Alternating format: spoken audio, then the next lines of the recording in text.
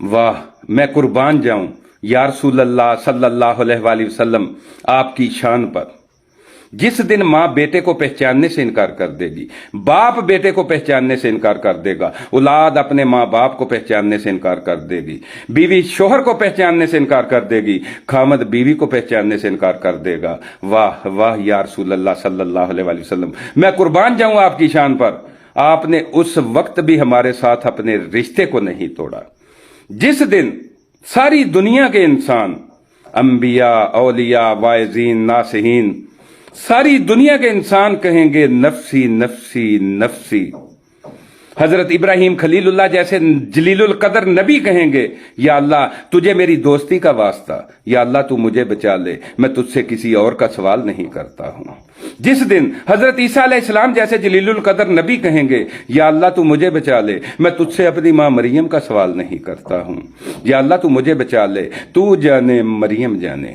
5 بڑے نبی، نوح، ابراہیم علیہ السلام، حضرت موسیٰ علیہ السلام، عیسیٰ علیہ السلام، اور میرے آقا کریم صلی اللہ تعالی علیہ وآلہ وسلم، جس دن ساری دنیا کے انسان نفسی نفسی نفسی پکار رہے ہوں گے، میرے نبی نے اس دن بھی ہمارے ساتھ اپنے رشتے کو نہیں توڑا۔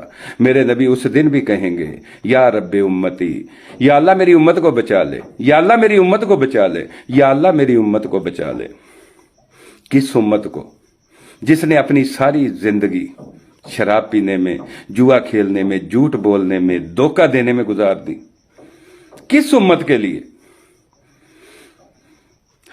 میرے نبی کہیں گے یا اللہ میری امت کو بچا لے، اور میرے آقا کریم صلی اللہ تعالی علیہ وآلہ وسلم فرماتے ہیں میرے امتی اگر تیرے پاؤں میں کانٹا بھی چبھے تو اس کی بھی مجھے تکلیف پہنچتی ہے۔ اللہ اکبر۔ کسی کو کوئی اتنا پیار کرنے والا بھی ملے گا، کسی کے ساتھ کوئی اتنی محبت رکھنے والا بھی ملے گا۔ خدارا خود کو سانچہ محمدی میں ڈالیں، اللہ سے توبہ استغفار کر لیں، اپنی زندگی کو سانچہ محمدی میں ڈال لیں، یہی کامیاب